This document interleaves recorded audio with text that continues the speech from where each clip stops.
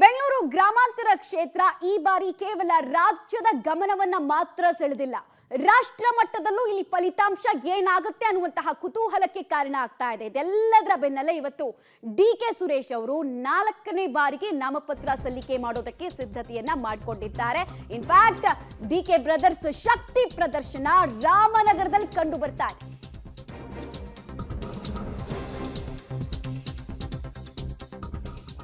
ಬೃಹತ್ ಮೆರವಣಿಗೆ ಮೂಲಕ ನಾಮಪತ್ರ ಸಲ್ಲಿಕೆಗೆ ತಯಾರಿಯನ್ನ ಸಕಲ ರೀತಿಯಲ್ಲೂ ಕಾಂಗ್ರೆಸ್ ನಾಯಕರು ಮಾಡಿಕೊಂಡಿದ್ದಾರೆ. ಇನ್ನು ಇದೇ ವೇಳೆ ಡಿಕೆ ಸುರೇಶ್ಗೆ ಘಟಾನುಘಟಿ ನಾಯಕರೇ ಸಾಥ್ ಕೊಡ್ತಾ ಇದ್ದಾರೆ. ಒಂದು ದೊಡ್ಡ ಮೆಸೇಜ್ ಅನ್ನ ಕೊಡಬೇಕು ಈ ಮೂಲಕ ಎದುರಾಳಿಗಳಿಗೆ ಅನ್ನೋದಕ್ಕೆ ಸರ್ವ ಸಿದ್ಧತೆ ಕೂಡ ಆಗಿದೆ. ನೋಡ್ತಾ ಇದ್ದೀರಾ, ಪ್ರಮುಖ ದೇವಸ್ಥಾನಗಳು ಡಿಕೆ ಶಿವಕುಮಾರ್ ಇರ್ಬೋದು, ಡಿಕೆ ಸುರೇಶ್ ಇರ್ಬೋದು, ಯಾವ್ದಾದ್ರೂ ಒಂದು ಪ್ರಮುಖ ಚುನಾವಣೆಯನ್ನ ಎದುರಿಸೋದಕ್ಕೂ ಮುಂಚೆ ಟೆಂಪಲ್ ರನ್ ಅನ್ನ ಮಾಡ್ಕೊಂಡು ಬಂದಿರೋದು ಹಿಂದಿನಿಂದ ನಡ್ಕೊಂಡು ಬಂದಿದೆ. ಇವತ್ತು ಕೂಡ ಅಷ್ಟೇ ಬಿ ಫಾರ್ಮ್ ಇಟ್ಟು ಪೂಜೆಯನ್ನ ವಿಶೇಷವಾಗಿ ಮಾಡೋದ್ರ ಮೂಲಕ ಸಂಕಲ್ಪವನ್ನ ಕೂಡ ತೊಟ್ಟಿದ್ದಾರೆ. 4ನೇ ಬಾರಿ ಅಭೂತಪೂರ್ವ ಗೆಲುವು ಬೆಂಗಳೂರು ಗ್ರಾಮಾಂತರದಲ್ಲಿ ನನ್ನದಾಗಬೇಕು, ಒಕ್ಕಲಿಗರ ಕೋಟೆಯ ಒಡೆಯ ನಾನಾಗಬೇಕು ಅನ್ನುವಂತಹ ಸಂಕಲ್ಪ ಕೂಡ ಡಿಕೆ ಸುರೇಶ್ಗೆ ಇದ್ದ ಹಾಗೆ ಕಾಣಿಸ್ತಾ ಇದೆ. ಮತ್ತೆ ನಾನು ಆಗ್ಲೇ ಹೇಳ್ತಾ ಇದ್ದೆ, ಹೈ ವೋಲ್ಟೇಜ್ ಕ್ಷೇತ್ರವಾಗಿ ಬದಲಾಗಿದೆ ಬೆಂಗಳೂರು ಗ್ರಾಮಾಂತರ. ಬಿಕಾಸ್ ಇಬ್ಬರು ನಾಯಕರ ಪ್ರೊಫೈಲ್ ಹಿಸ್ಟ್ರಿನೇ ಆ ರೀತಿ ಇದೆ, ಹೈ ಪ್ರೊಫೈಲ್ ಹಿಸ್ಟ್ರಿನೇ ಆ ರೀತಿ ಇದೆ. ದೆಹಲಿಯಲ್ಲಿ ಕೂತವರು ಕೂಡ ದೆಹಲಿಯಲ್ಲಿ ಯಾರು ಗದ್ದುಗೆ ಹಿಡಿತಾರೆ ಅನ್ನೋದಕ್ಕಿಂತ ಹೆಚ್ಚು ಕುತೂಹಲವನ್ನ ಈ ಕ್ಷೇತ್ರದ ಬಗ್ಗೆ ಫೋಕಸ್ ಮಾಡ್ತಾ ಇಟ್ಕೊಂಡಿದ್ದಾರೆ. ಕಾರಣ ಡಿಕೆ ಸುರೇಶ್ ಅವರಿಗೆ ಎದುರಾಳಿಯಾಗಿ ನಿಂತಿರೋದು ಜಂಟಿಯಾಗಿ ಡಾಕ್ಟರ್ ಸಿ.ಎನ್. ಮಂಜುನಾಥ್ ಅವರು ಅಭ್ಯರ್ಥಿ ಆದರೂ ಅಲ್ಲಿ ಜಿದ್ದಿನ ರಾಜಕಾರಣ ಹೇಗಿರುತ್ತೆ ಅನ್ನೋದು ಕುತೂಹಲ.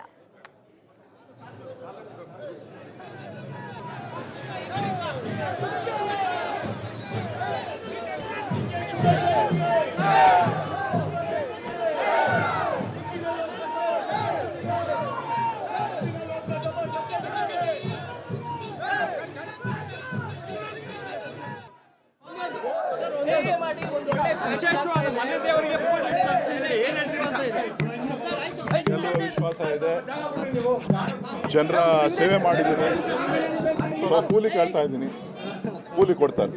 ಗೆಲ್ಲುವ ವಿಶ್ವಾಸ ಇದೆ. ಜನರ ಸೇವೆ ಮಾಡಿದ್ದೀನಿ, ಕೂಲಿ ಕೇಳ್ತಾ ಇದ್ದೀನಿ, ಕೂಲಿ ಕೊಡ್ತಾರೆ.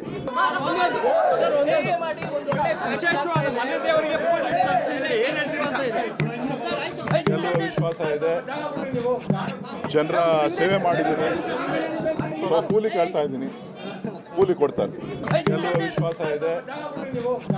ಜನರ ಸೇವೆ ಮಾಡಿದ್ದೀನಿ, ಕೂಲಿ ಕೇಳ್ತಾ ಇದ್ದೀನಿ, ಕೂಲಿ ಕೊಡ್ತಾರೆ. ಇವತ್ತು ಡಿಕೆ ಸುರೇಶ್ಗೆ ಬಿ ಫಾರ್ಮ್, ಮೊದಲನೇ ಬಿ ಫಾರ್ಮ್ ಅವ್ರಿಗೆ ಕೊಡ್ತಾ ಇದ್ದೀನಿ, ಎ ಫಾರ್ಮ್ ಬಿ ಫಾರ್ಮ್ನ. ಸೊ ನನ್ನ ನಂಬಿಕೆ ಇರೋಂಥ ಸ್ಥಳಕ್ಕೆ ಹೋಗಿ ಅಲ್ಲಿ ಬಿ ಫಾರ್ಮ್ ಕೊಟ್ಟು ನಾನು ನಮ್ಮ ಮನೆ ದೇವರು ಕೆಂಕೇರಮ್ಮಂಗೆ ಕಬ್ಬಾಳಮ್ಮಂಗೆ ಹೋಗಿ ಆಮೇಲೆ ರಾಮನಗರ ಚಾಮುಂಡಿ ಬೆಟ್ಟಕ್ಕೆ ಹೋಗಿ ರಾಮನಗರದಲ್ಲಿ ಡಿಕೆ ಸುರೇಶ್ ಅವರು ಹೇಳ್ತಾ ಇದ್ರು, ಕೆಲಸ ಮಾಡಿದೀನಿ, ಕೂಲಿ ಕೇಳ್ತಾ ಇದೀನಿ, ಕೂಲಿ ಕೊಡ್ತಾರೆ ಅನ್ನೋ ಭರವಸೆ ಇದೆ ಅಂತ ಡಿಕೆ ಸುರೇಶ್ ಅವರು ಭರವಸೆಯ ನುಡಿಗಳನ್ನ ಆಡ್ತಾ ಇದ್ರೆ, ಈ ಕಡೆಗೆ ಡಿಕೆ ಶಿವಕುಮಾರ್ ಅವರು ಕೂಡ ಹೇಳ್ತಾ ಇದ್ರು ಮೊದಲ ಬಿ ಫಾರ್ಮ್ ಅನ್ನ ಡಿಕೆ ಸುರೇಶ್ ಅವರಿಗೆ ಕೊಟ್ಟಿದೀವಿ ಅಂತ. ಆಬ್ವಿಯಸ್ಲಿ ಯಾಕಂದ್ರೆ ಲಾಸ್ಟ್ ಟೈಮು ಕಾಂಗ್ರೆಸ್ನವರು ಅಷ್ಟೆಲ್ಲ ಕಳಪೆ ಪ್ರದರ್ಶನ ಮಾಡಿದಾಗ್ಲೂ ಕೂಡ ಗೆದ್ದ ಒಂದೇ ಒಂದು ಕ್ಷೇತ್ರ ಅಂತ ಹೇಳಿದ್ರೆ ಅದು ಬೆಂಗಳೂರು ಗ್ರಾಮಾಂತರ. ಹೀಗಾಗಿ ನಿರೀಕ್ಷೆಯ ಭಾರ ಡಿಕೆ ಸುರೇಶ್ ಮೇಲೆ ಸಾಕಷ್ಟಿದೆ. ಇನ್ನೊಂದ್ ಕಡೆಗೆ ನೀವು ನೋಡ್ತಾ ಇದ್ದೀರಾ ಮೆರವಣಿಗೆ ಹೇಗೆ ಸಾಕ್ತಾ ಇದೆ, ಶಕ್ತಿ ಪ್ರದರ್ಶನದ ವೇದಿಕೆಯಾಗಿ ಹೇಗೆ ಬೆಂಗಳೂರು ಗ್ರಾಮಾಂತರ ಬದಲಾಗಿದೆ ಅಂತ ಹೇಳಿ. ರಾಮನಗರದ ಮೇಲಿನ ಹಿಡಿತ ಎಷ್ಟರ ಮಟ್ಟಿಗೆ ನಮಗಿದೆ, ಬೆಂಗಳೂರು ಗ್ರಾಮಾಂತರದಲ್ಲಿ ನಮಗೆ ಹಿಡಿತ ಎಷ್ಟರ ಮಟ್ಟಿಗೆ ಇದೆ ಅನ್ನೋದನ್ನ ಕೂಡ ಇದೇ ಮೆರವಣಿಗೆ ಮೂಲಕ ಎದುರಾಳಿಗಳಿಗೆ ಕೊಡೋದಕ್ಕೆ, ಪ್ರತಿ ಹಂತದಲ್ಲೂ ಕೂಡ ಸಂದೇಶವನ್ನು ರವಾನೆ ಮಾಡೋದಕ್ಕೆ ಅಂತ ಹೇಳಿ ತಯಾರಿಗಳಾಗಿರೋದನ್ನ ನೋಡ್ತಾ ಇದ್ದೀರಾ. ಅಸಂಖ್ಯಾತ ಕಾಂಗ್ರೆಸ್ ಕಾರ್ಯಕರ್ತರು ಡಿಕೆ ಸುರೇಶ್ ಅವರ ನಾಮಪತ್ರ ಸಲ್ಲಿಕೆ ಸಂದರ್ಭದಲ್ಲಿ ಅವರಿಗೆ ಸಾಥ್ ಕೊಡ್ತಾ ಇದ್ದಾರೆ. ಈ ಮೆರವಣಿಗೆಯ ಮೂಲಕ ಪವರ್ಫುಲ್ ಮೆಸೇಜ್ ಅನ್ನ ಕೂಡ ಎದುರಾಳಿಗಳಿಗೆ ಕೊಡೋದಕ್ಕೆ ನಿರತರಾಗಿದ್ದಾರೆ. 2013, 14, 19ರಲ್ಲಿ ಗೆದ್ದಿದ್ರು. ಆದ್ರೆ ಆಗ ಅವರ ಗೆಲುವಿಗೆ ಅಷ್ಟೊಂದು ತ್ರಾಸದಾಯಕ ಆಗಿರ್ಲಿಲ್ಲ ಅಥವಾ ಬೆವರು ಹರಿಸಿರ್ಲಿಲ್ಲ ಅಂತ ಹೇಳ್ಬೋದು. ಆದ್ರೆ ಈ ಸಲ ಬೆವರು ಹರಿಸಲೇಬೇಕು, ಅದಕ್ಕೆ ನಾನು ರೆಡಿ ಇದ್ದೀನಿ, ನಾನು ಕೇರ್ ಮಾಡಲ್ಲ, ನಾನು ಗೆದ್ದೇ ಗೆಲ್ತೀನಿ ಅನ್ನುವಂತಹ ವಿಶ್ವಾಸದಲ್ಲಿ ಡಿಕೆ ಸುರೇಶ್ ಅವರು ಇವತ್ತು ನಾಮಪತ್ರ ಸಲ್ಲಿಕೆಗೆ ಮುಂದಾಗಿದ್ದಾರೆ.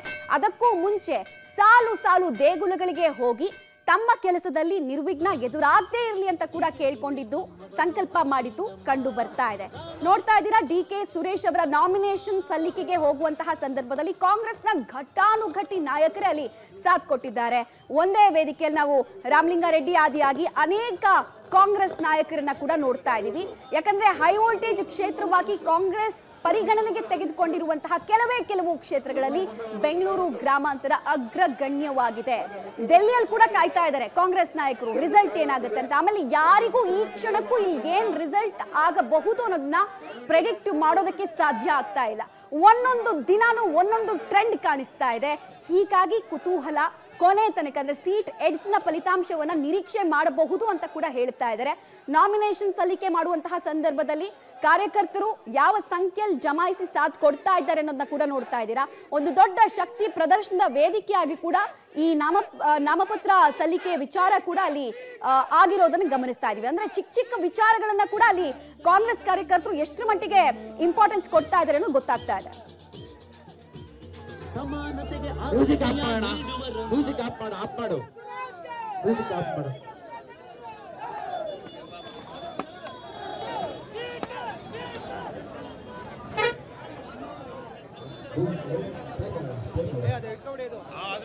ಬಿಸಿಲನ್ನು ಲೆಕ್ಕಿಸದೆ ಕಾಂಗ್ರೆಸ್ನ ಕಾರ್ಯಕರ್ತರು ನಾಮಪತ್ರ ಸಲ್ಲಿಕೆಗೆ ಅಂತ ಡಿ.ಕೆ. ಸುರೇಶ್ ಅವರು ಹೋಗುವಂತಹ ಸಂದರ್ಭದಲ್ಲಿ ಸಾಥ್ ಕೊಡೋದಕ್ಕೆ ಮುಂದಾಗಿದ್ದಾರೆ. ಆಮೇಲೆ ಕೇವಲ ಬೆಂಗಳೂರು ಗ್ರಾಮಾಂತರದ ಕಾರ್ಯಕರ್ತರು ಅಲ್ಲ ಇವರು, ಹಳೆ ಮೈಸೂರು ಭಾಗದ ಪ್ರತಿಯೊಂದು ಜಿಲ್ಲೆಯಿಂದ ಕೂಡ ಇವತ್ತಿನ ದಿನಕ್ಕೆ ಸಾಕ್ಷಿಯಾಗಬೇಕು ಅಂತ ಬಂದಿರೋದಿದೆ. ಈಗ ನೀವು ರಾಮನಗರದ ದೃಶ್ಯಾವಳಿಗಳನ್ನ ನೋಡ್ತಾ ಇದ್ದೀರಾ. ರಾಮನಗರದಲ್ಲೂ ಕೂಡ ಅಭೂತಪೂರ್ವ ಸ್ವಾಗತದೊಂದಿಗೆ ಸಾಥ್ ಕೊಡ್ತಾ ಇದ್ದಾರೆ ಕಾಂಗ್ರೆಸ್ನ ಕಾರ್ಯಕರ್ತರು. ಡಿ.ಕೆ. ಸುರೇಶ್ ಅವರ ಪರವಾಗಿ ಘೋಷವಾಕ್ಯಗಳು ಕೂಡ ಮೊಳಗ್ತಾ ಇದೆ. ಸ್ಥಳೀಯ ನಾಯಕರು ಕೂಡ ಅವ್ರನ್ನ ವೆಲ್ಕಮ್ ಮಾಡ್ತಾ ಇದ್ದಾರೆ. ರಣತಂತ್ರಗಳನ್ನ ಹೆಣಿತಾ ಇದ್ರು ಇಷ್ಟು ದಿನ ತೆರೆಮರೆಯಲ್ಲಿ. ಇನ್ ಮುಂದೆ ಏನಿದ್ರು ನಾಮಪತ್ರ ಸಲ್ಲಿಕೆ ಆದ್ಮೇಲೆ ಬೇರೆಯದೇ ರೀತಿಯಾದಂತಹ ಆಟ ಲೆಕ್ಕಾಚಾರ ಎಲ್ಲವನ್ನ ನಾವು ಎಕ್ಸ್ಪೆಕ್ಟ್ ಮಾಡಬಹುದು. ಬೆಂಗಳೂರು ಗ್ರಾಮಾಂತರದಲ್ಲಿ ಯಾವುದೇ ಸಿನಿಮಾದ ಕ್ಲೈಮ್ಯಾಕ್ಸ್ಗೆ ಕಡಿಮೆ ಇಲ್ಲ ಅನ್ನೋ ರೀತಿ ಇದೆ ಫಲಿತಾಂಶ. ಯಾರಿಗೂ ರಿಸಲ್ಟ್ ಅನ್ನ ಪ್ರೆಡಿಕ್ಟ್ ಮಾಡೋದಕ್ಕೆ ಸಾಧ್ಯನೇ ಇಲ್ಲ.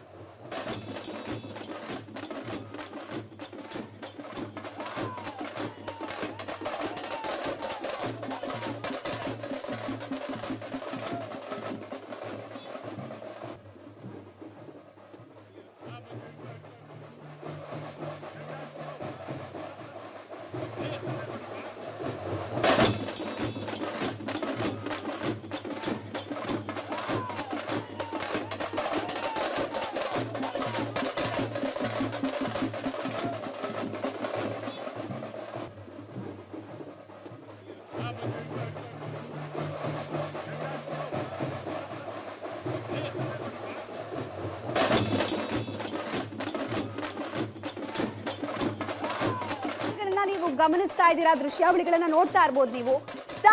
ಸಾವಿರ ಸಂಖ್ಯೆಯಲ್ಲಿ ಕಾರ್ಯಕರ್ತರು ಪಾದಯಾತ್ರೆ ಮಾಡೋದ್ರ ಮೂಲಕನೇ ಸಾಥ್ ಕೊಡ್ತಾ ಇದ್ದಾರೆ.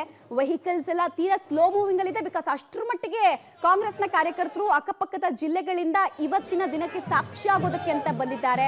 ಆಮೇಲೆ ಹೆಜ್ಜೆಗೂ ಕೂಡ ಡಿ.ಕೆ. ಸುರೇಶ್ ಅವರಿಗೆ ಅದ್ಧೂರಿಯಾದಂತಹ ವೆಲ್ಕಮ್ ಅನ್ನ ಹೂವಿನ ಹಾರ ಹಾಕೋದ್ರ ಮೂಲಕ ಕೊಡ್ಲಾಗ್ತಾ ಇದೆ. ಡಿ.ಸಿ ಕಚೇರಿ ತನಕ ಏನು ಈ ವಾಹನ ಹೋಗುತ್ತೆ. ಸೊ ಒಂದೊಂದು ರೋಡ್ ಕ್ರಾಸ್ ಆಗ್ತಾ ಇದ್ದ ಹಾಗೂ ಕೂಡ ಅಲ್ಲಿ ನಿಲ್ಲಿಸಿ ಸ್ಟಾಪ್ ಕೊಟ್ಟು ಸ್ಥಳೀಯ ಕಾಂಗ್ರೆಸ್ ನಾಯಕರಿಂದ ಸ್ವಾಗತವನ್ನ ಸ್ವೀಕರಿಸಿ ಮುಂದಾಗ್ತಾ ಇದ್ದಾರೆ. ಮತ್ತೆ ನಾನು ಆಗ್ಲೇ ಹೇಳ್ತಿದ್ದೆ, ಒಂದು ಪವರ್ಫುಲ್ ಮೆಸೇಜ್ ಅನ್ನ ಕೂಡ ಇಲ್ಲಿಂದ ಕೊಡ್ತಾ ಇದ್ದಾರೆ ಅವರು. ಆಮೇಲೆ ಒಂದು ಯುದ್ಧ ಗೆಲ್ಬೇಕು ಅಂತ ಹೇಳಿದ್ರೆ ಅರ್ಧ ಎದುರಾಳಿಗಳ ಎದೆಯಲ್ಲಿ ನಡುಕ ಹುಟ್ಟಿಸೋ ರೀತಿ ಅವ್ರಿಗೊಂದು ವೆಲ್ಕಮ್ ಸಿಗ್ಬೇಕು ಅನ್ನೋದನ್ನ ಬಯಸಿದ್ರು ಅಂತ ಅನ್ಸುತ್ತೆ ಡಿ.ಕೆ. ಸುರೇಶ್ ಅವರು. ಅದೇ ಪ್ರಕಾರ ವೆಲ್ಕಮ್ ಅನ್ನ ಸ್ಥಳೀಯ ಮುಖಂಡರು ಕೂಡ ಕೊಡ್ತಾ ಇದ್ದಾರೆ. ಆಗ್ಲೇ ಒಂದು ಯುದ್ಧ ಗೆಲ್ಲಕ್ಕಾಗೋದು. ಫಸ್ಟ್ ಮಾನಸಿಕವಾಗಿ ನಾವು ಎದುರಾಳಿಗಳನ್ನ ಕುಗ್ಗಿಸ್ಬೇಕು. ನೋಡಿ, ನಮ್ಮ ಶಕ್ತಿ ಪ್ರದರ್ಶನ ಇಷ್ಟೊಂದು, ನಮಗಿರೋ ಜನಬೆಂಬಲ ಇಷ್ಟೊಂದು, ನಮ್ಮ ಸ್ಟ್ರೆಂತ್ ನೋಡಿ ಅಂತ ತೋರಿಸ್ಬೇಕು. ಸೊ ನಾಮಪತ್ರ ಸಲ್ಲಿಕೆ ಮಾಡೋದೇ ಒಂದು ಸುವರ್ಣ ಅವಕಾಶ. ಅಂದ್ರೆ ಇದನ್ನೆಲ್ಲ ಈ ಸ್ಟ್ರೆಂತ್ನೆಲ್ಲ ತೋರಿಸೋದಕ್ಕೆ ಅದನ್ನ ಕಂಪ್ಲೀಟ್ ಆಗಿ ಯುಟಿಲೈಸ್ ಮಾಡ್ಕೊಂಡಂಗೆ ಕಾಣಿಸ್ತಾ ಇದೆ ಡಿ.ಕೆ. ಸುರೇಶ್ ಅವರು.